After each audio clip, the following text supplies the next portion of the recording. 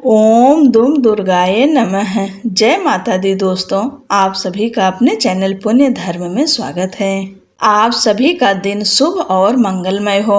आज 10 महाविद्याओं में से 5वीं महाविद्या माँ छिन्नमस्ता की पूजा की जाती है और माता दुर्गा के 5वें स्वरूप स्कंद माता की पूजा होती है। माँ छिन्नमस्ता की कृपा आप पर और आपके पूरे परिवार पर सदैव बनी रहे। देवी छिन्नमस्ता 10 महाविद्या में से एक हैं। इन्हें बुद्धि की देवी, प्रचंड चंडिका और छिन्नमस्तिका आदि नामों से जाना जाता है। माता भक्तों के सभी संकट हरने वाली और हर तरह से उनकी मनोकामना पूरी करने वाली हैं। मान्यता है कि माता ने अपने साथियों की भूख को शांत करने के लिए अपना ही मस्तक काट दिया था।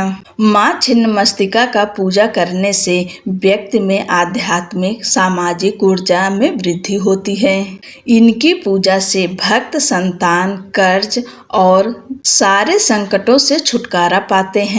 इच्छाओं की पूर्ति होती है, शत्रुओं पर विजय मिलती है और आर्थिक समृद्धि के भी द्वार खुलते हैं। पौराणिक कथा के अनुसार एक समय की बात है, माँ भगवती अपने सहचरियों के संग मंदाकिनी नदी में स्नान ध्यान कर रही थी। उसी समय माता की सहचरियों को तीव्र गति से भूख लगी।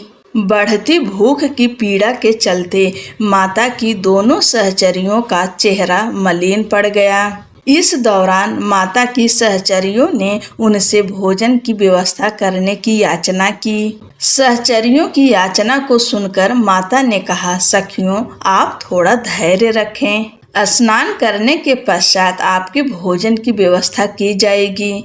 लेकिन तेज भूख लगने के चलते माता की दोनों सहचरियों ने पुनः उनसे तत्काल भोजन प्रबंध की याचना की। इस दौरान माँ भगवती ने तत्काल अपने खड्ग से अपना सिर काट लिया। तत्क्षण माँ भगवती का कटा सिर उनके बाएं हाथ में आ गिरा। इससे रक्त की 3 धाराएं निकली। 2 धाराओं से सहचरियों आहार ग्रहण करने लगीं। वहीं तीसरी रक्त धारा से माँ स्वयं रक्त पान करने लगी। माना जाता है कि उसी समय माँ छिन्नमस्तिका का प्रादुर्भाव हुआ। छिन्नमस्तिका देवी करोड़ों सूर्यों की भांति उज्जवल हैं। उनका रंग गुड़हल के फूल के समान लाल है। देवी ने एक हाथ में अपना सिर और दूसरे हाथ में कृपाण पकड़ा है। उनके गले में 3 खून की धाराएं निकल रही है। 2 धाराएं उनके सेवकों की सहायता कर रही है, दाहिनी ओर दामिनी और बाईं ओर वर्णनी।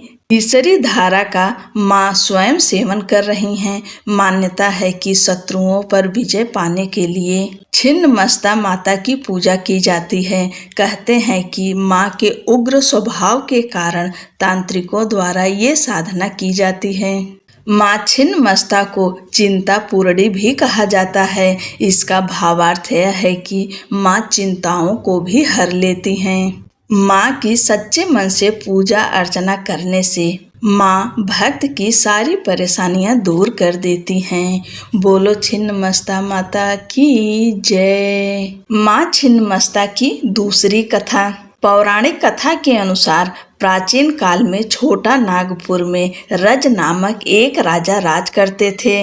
राजा की पत्नी का नाम रूपमा था। इन्हीं दोनों के नाम से इस स्थान का नाम रज रूपमा पड़ा, जो बाद में रजरप्पा हो गया। कथा के अनुसार एक बार पूर्णिमा की रात में शिकार की खोज में राजा दामोदर और भैरवी नदी के संगम स्थल पर पहुँचे।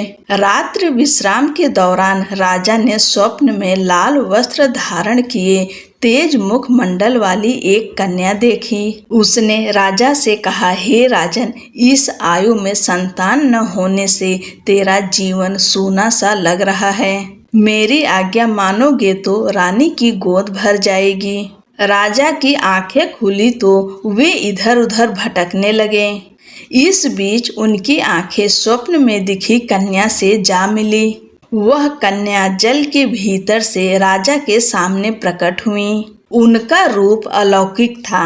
यह देख राजा भयभीत हो उठे। राजा को देखकर वह कन्या कहने लगी, हे राजन, मैं छिन्न मस्तिका देवी हूँ। कलयुग के मनुष्य मुझे नहीं जान सके हैं, जबकि मैं इस वन में प्राचीन काल से गुप्त रूप से निवास कर रही हूँ। मैं तुम्हें वरदान देती हूँ कि आज से ठीक 9वें महीने तुम्हें पुत्र की प्राप्ति होगी। देवी बोली, हे राजन, मिलन स्थल के समीप तुम्हें मेरा एक मंदिर दिखाई देगा। इस मंदिर के अंदर शिलाखंड पर मेरी प्रतिमा अंकित दिखेगी। ऐसा कहकर छिन्न मस्तिके अंतर्ध्यान हो गईं।